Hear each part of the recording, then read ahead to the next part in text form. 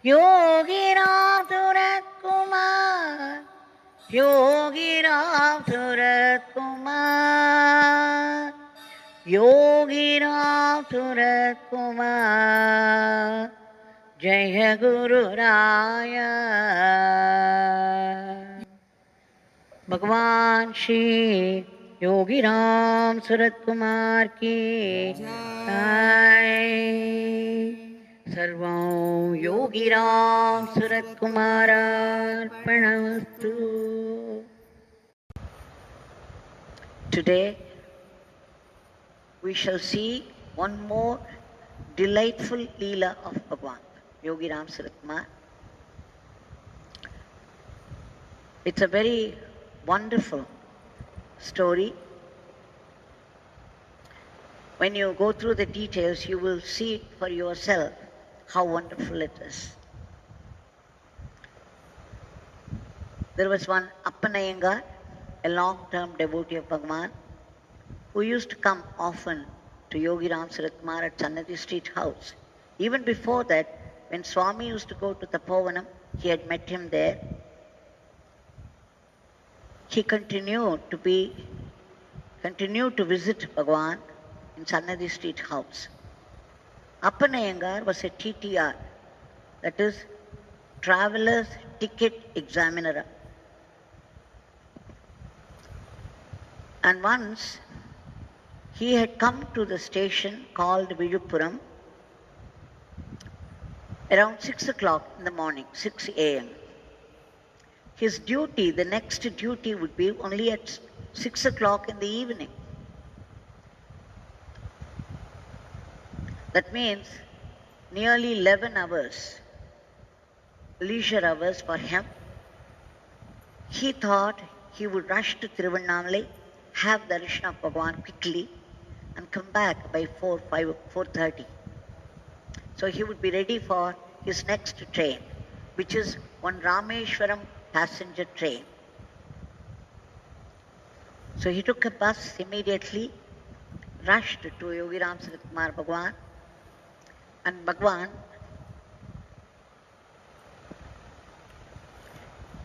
welcomed him with a beautiful smile and made him sit in front of him.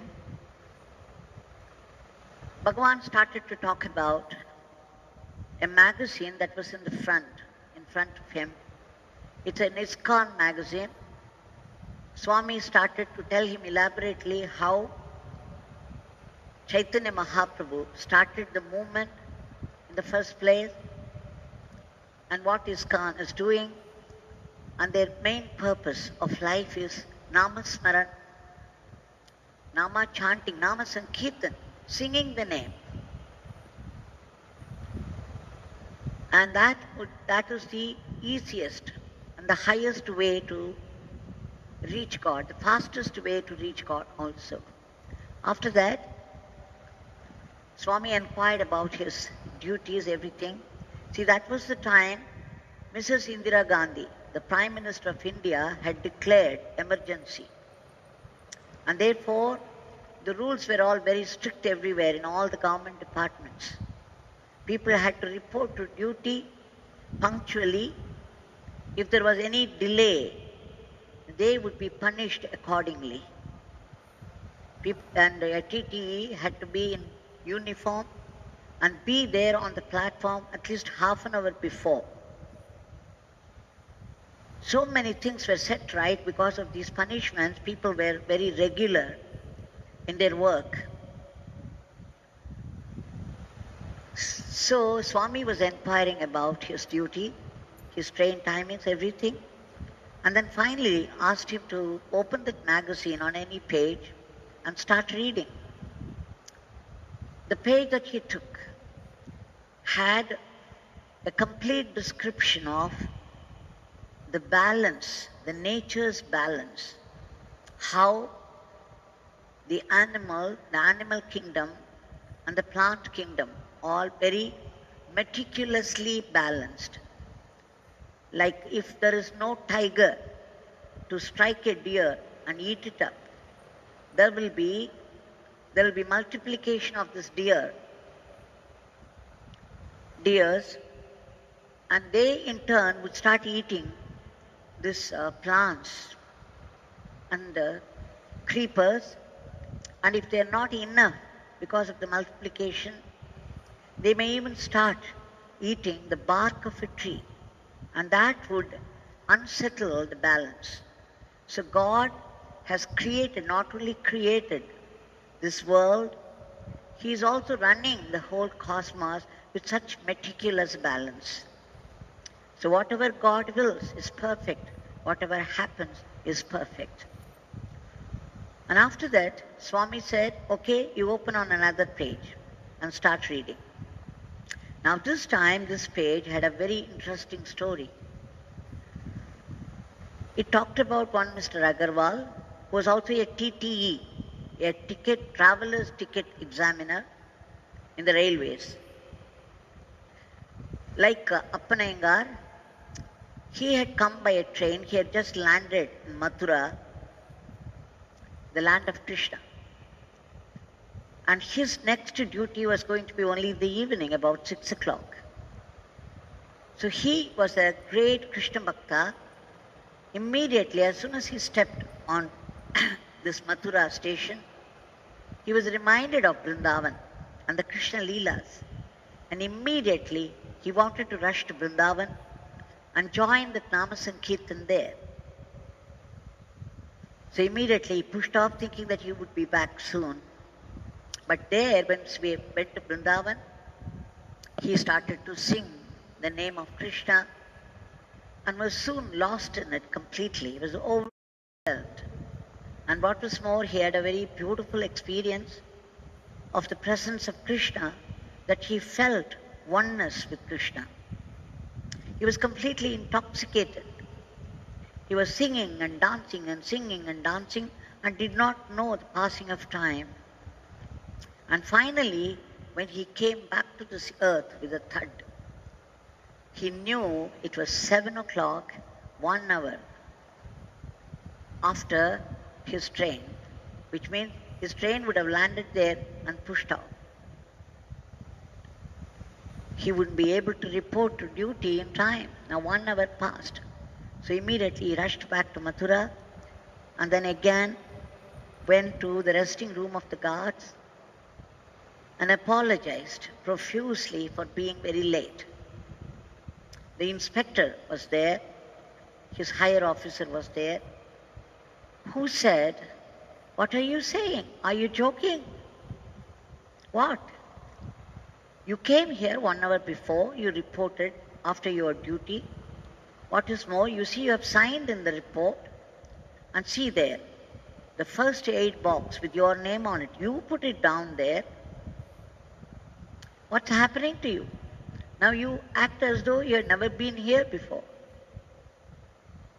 And that's when Shri Agarwal ji realized that Bhagwan Krishna had taken his form and done his duty, played the role of Agarwal ji. He was overwhelmed once again, and not only he, all those people, the railway station, they came to know about it, and they were overwhelmed too. This was the story. When Shri Appan Iyengar read it out, he too was overwhelmed, but then he soon had a doubt, and he voiced it out also. He said, "Swami, such a Leela happened okay then, but now, in this emergency period, now this is Kali Yuga, and okay, and the way things are now, very different. Even now such Leelas can happen. That this should happen to Agarwal, I am not able to believe. These Leelas happen even now." Then Bhagwan said, "Why not? If you have absolute faith and complete, total surrender, these Leelas can happen even now." So Appan Iyengar was assured, and after that again they started to converse with each other, and Swami was telling him, talking to him so much. There was no food at all to eat, and there was not even water. They did not have any food, both of them, including Bhagwan. It was finally when Bhagwan asked him what the time was, he said 5 o'clock, which means 6 o'clock is his train, Rameshwaram passenger, where he has to report to duty. But it's already 5 o'clock, and by the time Swami said, "Oh, 5 o'clock, it's going to be late for you. Okay, this beggar is leaving you now." He dropped an apple to his hand, and then he came out to the doorstep until Appan Iyengar disappeared out of sight. At the end of the street, Swami was standing there on the top step of the house with both hands raised in benediction. When Appan Iyengar rushed to Viluppuram station, it was 6:45 already.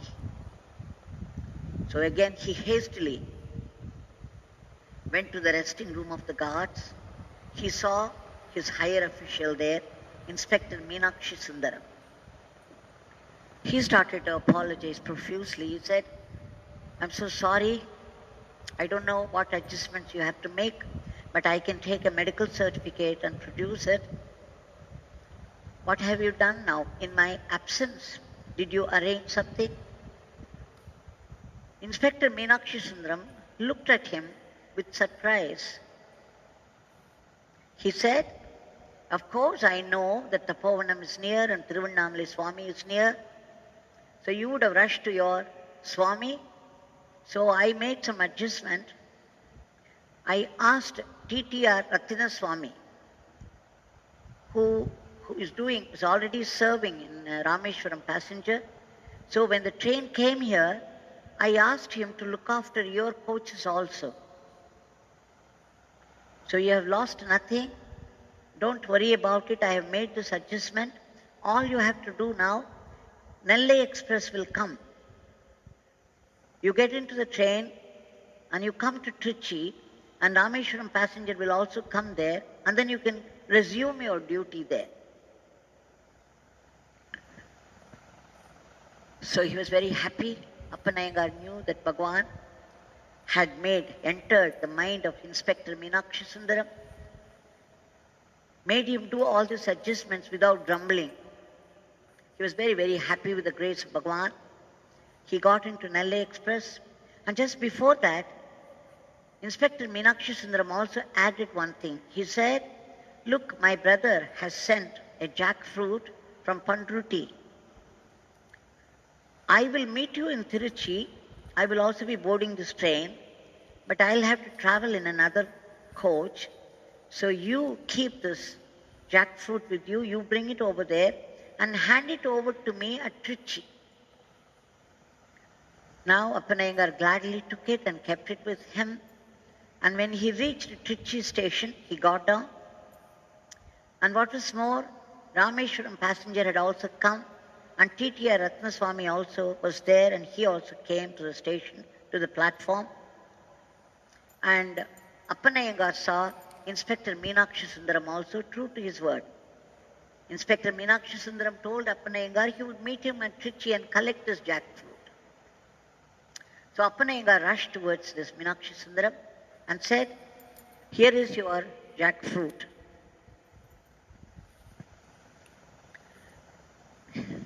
You can take it.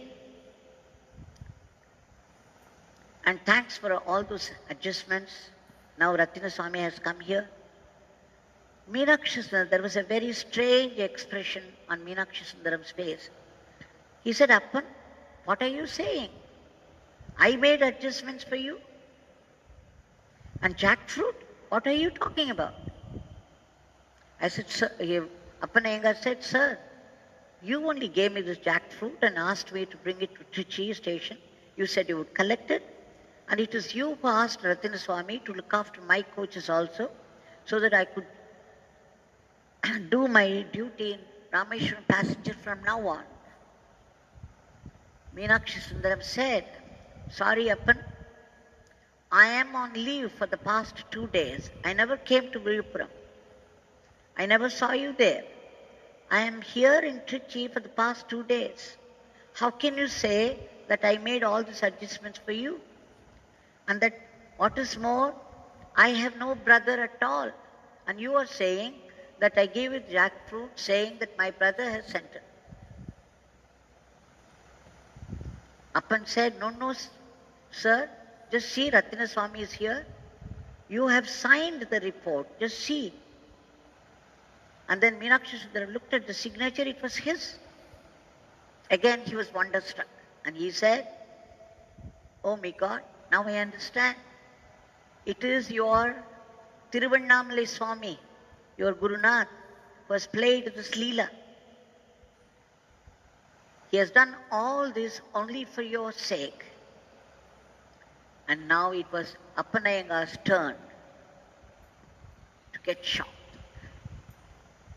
He thought Swami had entered Inspector Meenakshi Sundaram's mind to make all those adjustments, but Swami had come in the form of Inspector Meenakshi Sundaram, had done all those adjustments himself, and what was more, he has sent a jackfruit also for Meenakshi Sundaram.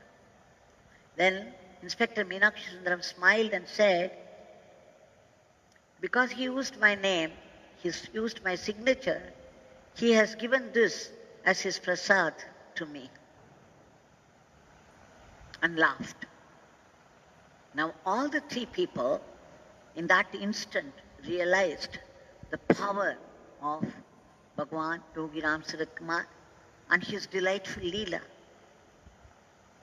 And what was more, Appan Iyengar said, afterwards, Meenakshi Sundaram, who used to be very harsh to his subordinates, changed. He began to be very reasonable and not so harsh to them. And Ratna Swami was a non-believer. He always said there is no God. And after this Leela, Ratna Swami changed completely. Just see one Leela of Bhagwan, how many changes take place, how many people get transformed, pushed towards God. And what a delightful Leela it is. For all the devotees of Krishna and for all the devotees of Yogi Ramsuratkumar, this is once again a confirmation, assurance that there is only one divine. And we shall now appeal to that divine here standing before us as Yogi Ramsuratkumar's Murti, Bhagwan. Sarvam Yogi Ramsuratkumar Arpanastu. Today, before we offer our prayers at the feet of Bhagwan, we shall go through a certain incident which of course may be known to many people already, but it's better to remember again and again, which is called Manana. And the more we remember, the more we understand. We could go into the depths of its meaning and make it our own. Bhagwan was giving darshan in Pradhan Mandir till about 2000 January. And February also he continued, but on the 23rd or 24th February, he suddenly got up from his seat in Pradhan Mandir and went to a place behind the breakfast hut. There is a neem tree there. He went and sat under that, much like the old times when he used to sit under the Punnai tree. Of course, we rushed there with a chair. We got his seat ready. And then he started to give darshan only from there. He also said, there is only a tree here. Do not complain, there is no facility here. Whether it is good or bad, this is this beggar's abode. He declared. And after that we prepared a makeshift room with that, a makeshift arrangement. And in the meantime, he also arranged for the building, or the library building of Ved Pathshala, for which the work was going on. When he was sitting there and doing his father's work, one day, we saw two puppies. One was red in color, the other one was black in color, and the two of them came, and both were skin and bones. Somebody or some people might have beaten them up. So even when we called them and offered food, they would only back out hastily, afraid, not come near. So after watching this, Bhagwan said, okay, every day we used to buy a loaf of bread for the crows around, and he started to feed the dog also with that. So we used to buy 2 loaves. One we would keep for the dogs. And slowly, the dogs understood, the puppies understood, they were not going to be beaten up. And then the food was available. So they started to come near and eat the bread pieces. After that, they gained more and more courage, and they became very happy and fatty also, eating food. Then, one day, the stone on which we were offering the food disappeared. Swami got very angry and asked people where it disappeared. And then he said, okay, the work is going on. It must be there somewhere. He called me and he said, find out. It was difficult to find out, but by Bhagwan's grace, I was able to do that. And I brought it over and put it in the same place. He was very particular, it should be put in that place. And then he said, it should not get lost again. People should not take it away. You tell all those people to be careful. And what is more, he asked for 4 pegs, iron pegs. And he asked me to plant it around the stone. And then he said, Devaki, go, pluck some 5 lemons and bring them. So I brought them. And then he touched them and he said, okay, now you put 1 on each peg. And the 5th one right in the middle of the stone. Some great Vedic ritual must be going on. His every move was very specific. And then, just as he said, I arranged. And then he said, from now on, put some mark around this so that people will not think that it's one of those stones meant for building. So what was available then was only this powder, the rice powder which we used for Rangoli. And then I started to do some kolam, Rangoli around that, so that people would know that this stone is very different from the rest of the stones. It looked as though he was building a shrine there. For all that, apparently it was only a place where the food was offered to 2 frightened puppies. So naturally I was very curious and I asked Bhagwan, what is the significance? You are so particular and meticulous about this arrangement. Can you please tell me? Then he said, you know the story of Yudhishthira, Dharmaputra, the eldest brother of the Pandavas, the 5 Pandavas. In the end, when they were all climbing the mountains, the Himalayas, one after the other, the rest 5, Draupadi and 4 brothers died. They had nothing to eat at all. And what was more, they had to put up with the harsh climate of the Himalayas. And they had to keep walking. So they were pushing ahead despite the hostile seasons of the Himalayas, the moods of Himalaya.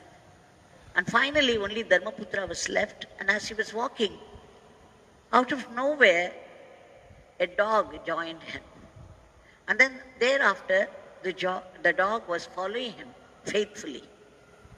And it went through the same difficulties as Dharmaputra, and still it would not leave. It could have easily gone away.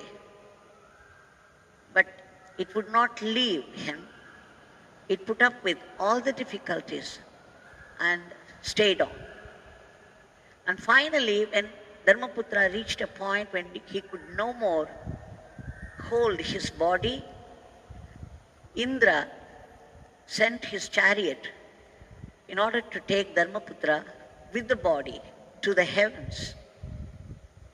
So the charioteer said, Yudhishthira, I have brought the chariot from the heavens just for you. Please climb this and I will take you to Swarga, the heavens. Yudhishthira was very happy.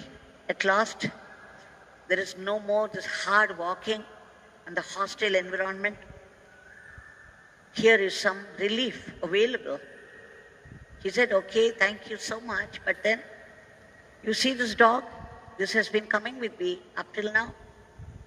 So we have to take this dog also with us. The charioteer said, what are you saying? You are different. You have led a very virtuous life. You deserve to be taken to the heavens with the body. But this is only a dog. How can you recommend a dog to come to heavens with you? Then Dharmaputra said, this has come with me up till now, putting up with all the difficulties I went through, and now I must desert it and then come with you to the heavens. How could I do that? I refuse to do it. I will not climb this chariot. You can take it back. Bhagavan narrated the story only up till this point and then said, Devaki, that is the meaning of this. And after that he refused to. He began to keep quiet. He started his work. And then I knew I could not push ahead anymore, that he had given enough information. And as usual, it was food for my contemplation, and I must reach my own conclusion and get his approval if it was right. So I started to think, and suddenly it struck me that Dharmaputra, the one who led a virtuous life, is like a Gurudev, our own Bhagwan, and those who follow him faithfully, just as the dog did, no matter what the difficulties are life, to the end, till the very end, Bhagwan would not leave us and go away. He would see to it that we be liberated. That is what it meant. Going to the heavens is not just going to a place of pleasures. It is liberation, attaining the truth, the only truth of life. And Bhagavan would see to it that we are liberated from the clutches of the cycle of birth and death. So I was thinking that every disciple, every devotee of Bhagavan should be like the dog, not leave him. In fact, Bhagavan used to say in Sannidhi Street, hell or heaven, be with me. And again in Sudama also he repeated. So that is the instruction for all devotees of his.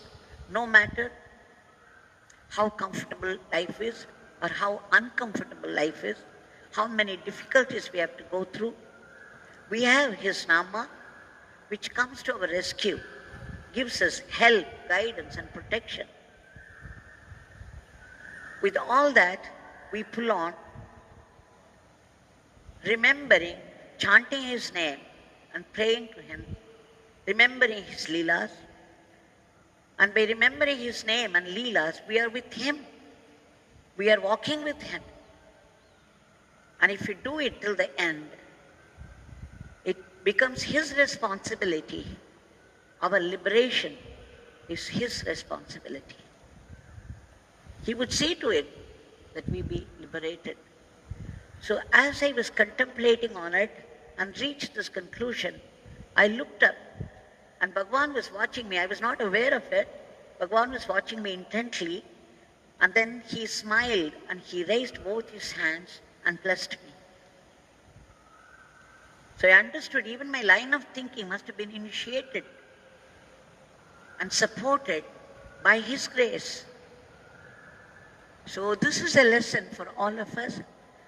Those who visit the ashram, please know I was there with Bhagwan. I saw how he spent all his energy in creating this ashram.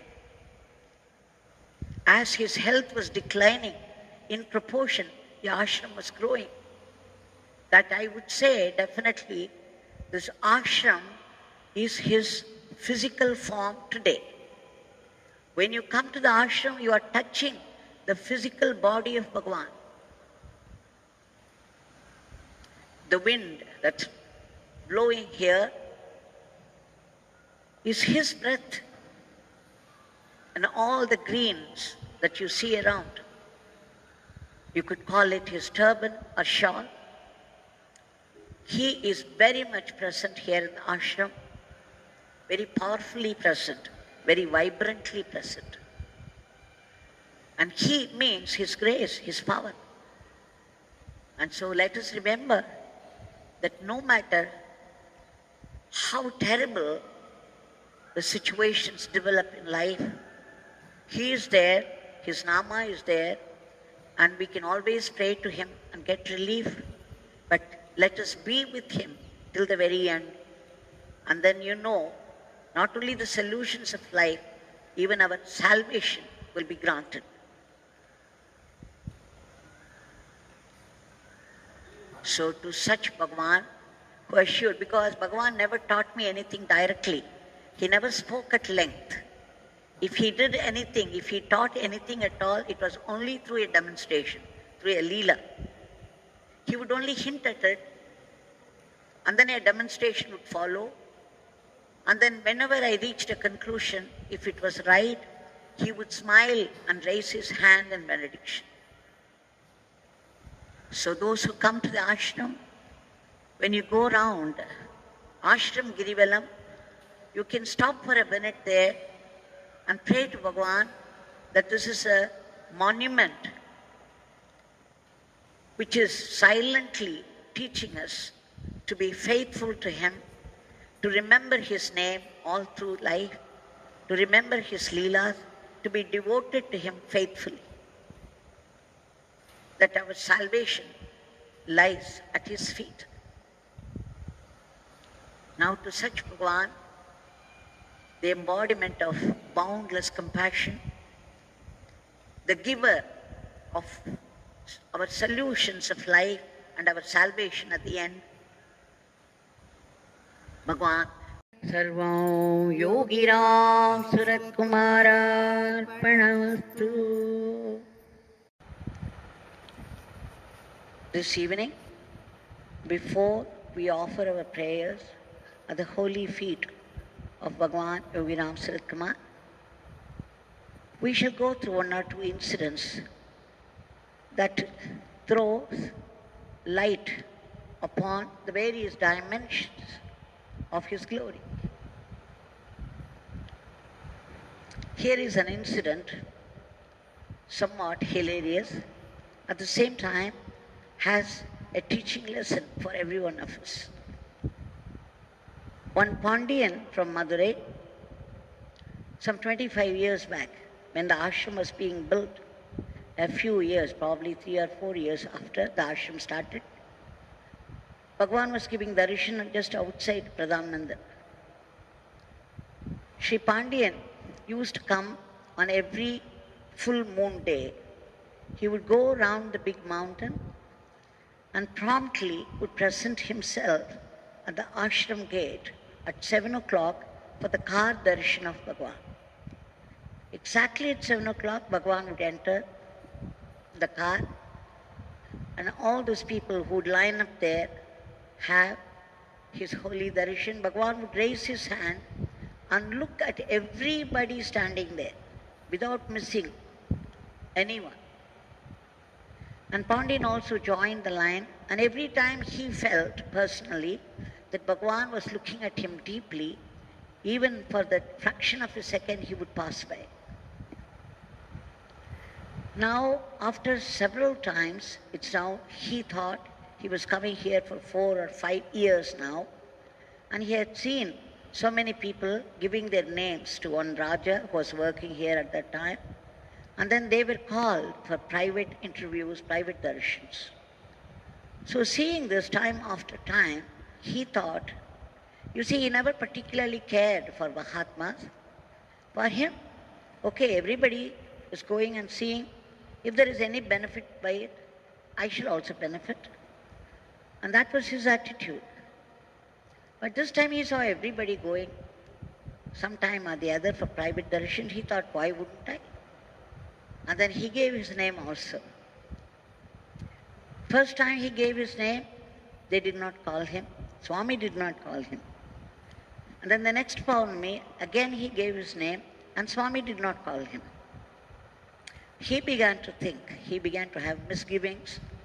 He thought, okay, maybe this Mahatma would see only great people, VIPs, and we do not know. He had many misgivings. And then the third time, he persisted. He gave his name again. And that time, Bhagwan called him. So when he was seated in front of Bhagwan for the private darshan, Bhagwan asked him his name and where he was coming from. And then the question that he asked shocked Sri Pandian. Bhagwan said, have you seen this beggar before? Sri Pandian took a somersault. He was thinking, my God, I've been coming here for the past 4 or 5 years, standing in the line every time, every full moon for his Car Darshan. And I also felt he was looking at me. But all that he says is, have you ever seen? His ego went to pieces. But then, ego doesn't easily give up. He thought, oh, Swami is old, he doesn't know. Maybe he forgets also. He says, no, Swami, I have been coming here for 4 or 5 years now, and I come here for your Car Darshan. Swami said, as strongly as he refuted, no, you have been coming here for the past 37 months. Again, Pandian thought, what is this? I've been coming here 4 or 5 years. According to him, it will be 4 years is 48 months, and 5 years, 60 months. Whereas Swami is saying only 37. Okay, again. Maybe Swami forgets. It doesn't matter. He did not pursue it any further. And after that, they talked about his business. Swami inquired, and then Pandian asked for his blessings for his business, and immediately Bhagwan said, my father blesses you and your business, and he left him. When he went back home, he rushed to the calendar because he had been marking it every time he was making it to Tiruvannamalai, and when he counted, it was exactly 37. And he knew instantly that Swami was right. And Swami knew. Swami had his account. And then he understood that he need not even demand any private darshan. Wherever he was, how many times he would come, Swami knew everything about him. And Swami was helping him, guiding him, protecting him.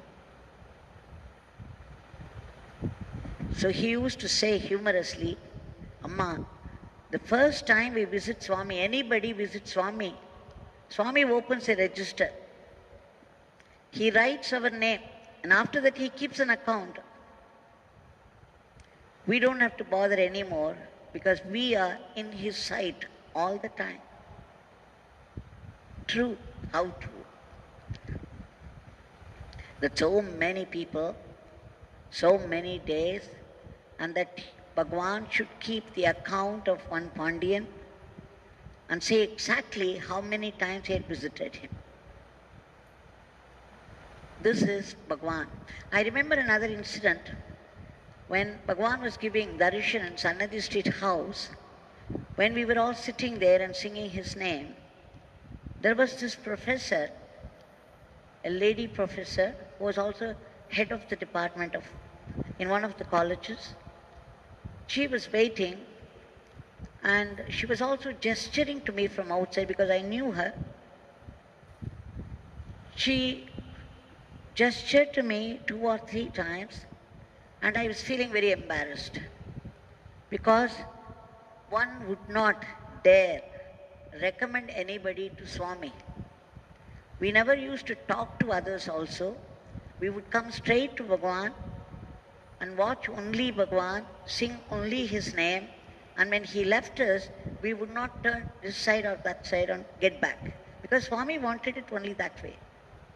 He would say, come straight to this beggar and go back wherever you came from. Do not loiter around. So when this professor came and when she gestured to me from outside, because I knew her so well, and she might think badly of Bhagwan, and that might start a talk also later. So I was afraid. So slowly I opened, I said, Bhagwan, there's a lady professor outside there. I was going to continue, Bhagwan cut me short and then said, okay, you call her in. So I called her and then she was very happy. She came and sat before Bhagwan. Bhagwan blessed her nicely. And she could have easily left with that happiness. But then somehow it struck her to say, Swami, I have come for your darshan 3 times before this, and never once I could have your darshan. This is the 4th time, and only this time I am able to have your darshan. Swami's face changed. Oh, this is only the 4th time you are able to have this beggar's darshan. You have come here 3 times before and you didn't get darshan. Oh. And then he kept quiet, he paused. And then he said, Professor, how long you have been staying in Tiruvannamalai? She said, 11 years, Swami. Oh, you have been staying in Tiruvannamalai for 11 years. And in these 11 years, it struck you to come for darshan of this beggar only 3 times. When he asked her that, she realized immediately that the calculations were not right. No proportion, no sense of proportion. 11 years staying in Tiruvannamalai and 3 times she missed out on his darshan. And she was complaining. She was coming only the 4th time and she was complaining about not having darshan the previous 3 times. What account? Swami caught her nicely, cornered her, and she could not say anything. So you see, this is how Bhagwan keeps the account. Not only that, he makes us realize that he is keeping the account. So Bhagwan knows, he knows all the details so meticulously. Wouldn't he know what the world is going through? Won't he know that we are singing his name, offering them at his feet and praying every day, both morning and evening? To this all-knowing Bhagwan, all-powerful Bhagwan, all-pervasive Bhagwan, Bhagwan of boundless compassion and grace, we appeal, Bhagwan, Sarvam Yogi Ramsuratkumar Ashram. We would once again see the glory of Bhagwan's Nama, a story of Bhagwan's Nama's glory. A couple had come 2 or 3 years back here from Virudhunagar, Mrs. Malarvizhi and Mr. Ramaswamy. When they had come here, they told me an unbelievable story, all by Bhagwan's grace. They said their wedding anniversary day had come, was coming the next day, and on that particular day they wanted to come and have the darshan of Bhagwan in the ashram, the murti of Bhagwan. But then they had some other program there, and therefore they decided to come to Tiruvannamalai the previous day, have the darshan of Bhagwan's murti and go back. So the previous day, night, they started by a bus. They landed here at 5 o'clock in Tiruvannamalai. And then they saw crowds and crowds of people hurrying, going somewhere. And then they knew instantly it must be the full moon day. And people are going for pradakshina around the mountain. Naturally, they also felt impelled to do this pradakshina, and they joined the crowd. It took 5, because they were also tired after the journey, it took 5 hours for them to complete it. Lakhs of people come to Tiruvannamalai on full moon day and do this pradakshina, giri pradakshina. They go around the mountain. And if anyone could see it from the heights, it would look as though Lord Shiva, in the form of the mountain, wearing a Kapala Mala, a garland of heads, human heads. And so, after completion of the pradakshina, they came back and stayed in Virudhunagar Nada mansion, and they were so tired, immediately they fell asleep. And after that, when they woke up, they wanted to come to the ashram, so they came out, but then they were feeling hungry. Particularly, Malarvizhi was feeling very hungry. And so they were looking for an auto to come to the ashram, but then again, only crowds and crowds of people, thousands of them, and there was no way any vehicle could come. So they also started to walk towards the ashram. On the way, they found a restaurant, a roadside restaurant. So they had their breakfast, and they came out of the restaurant. And just then, they had a call from their daughter from Malaysia. And naturally, they were carried away. They started to talk over the phone. And while talking, they had kept both their bags, Malarvizhi's bag and Ramaswamy's bag, both, on the nearby two-wheeler. Now, even before the phone talk was completed, an auto came empty, and naturally they hurried. They picked up their bags and hurried to the auto. And then when they came to the gate of the ashram, they were talking all the way to the ashram over the phone. And then when they came and they had to pay to the auto driver, they found out to their dismay and horror that they had missed out, that they had lost their bag, which contained 2 cell phones and a lot of money, an ATM card, etc., etc. Immediately they insisted that the auto driver take them back to the same place in order to search for it. Of course, they had no hope, because such crowd, thousands of people were going around, and it was there for everybody to see, right on the two-wheeler outside a restaurant. So absolutely no possibility at all to find it there.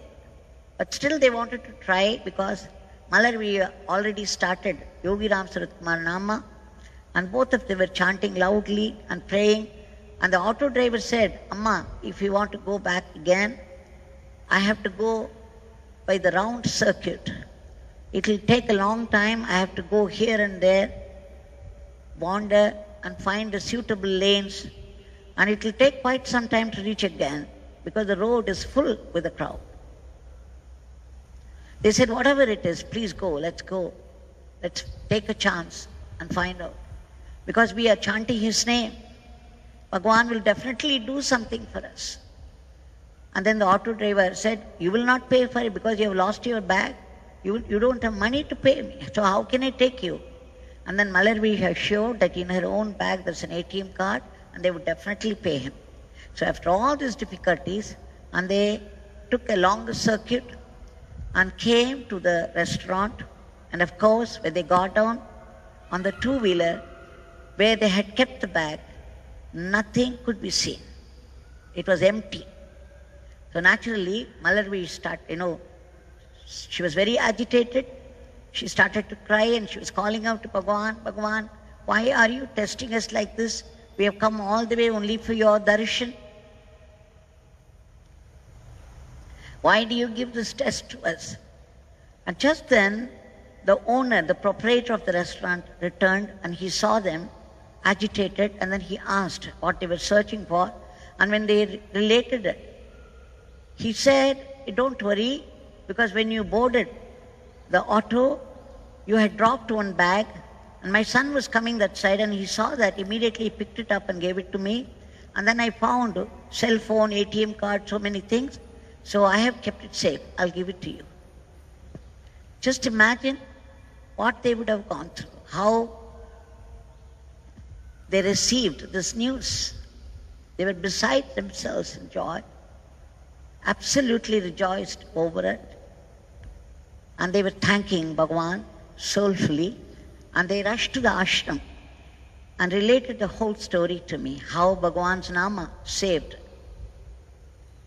But one thing, we were thinking, Malarvizhi herself was saying, why did this happen? How could we blame Bhagwan for this? And then they understood, see, we had come for darshan of Bhagwan, we should have come straight to the ashram, had darshan, and then should have done anything else that we wanted. Instead, we came and then we started to go around the mountain, and then again we walked, and then we slept well, and then we went to a restaurant, had food, and Bhagwan's ashram was our last item on the program. So it is probably to make us realize, because Bhagwan always wanted people to come straight to the ashram and after darshan go back straight from where they came from. And so she concluded very intelligently that it's because they had not observed what they wanted.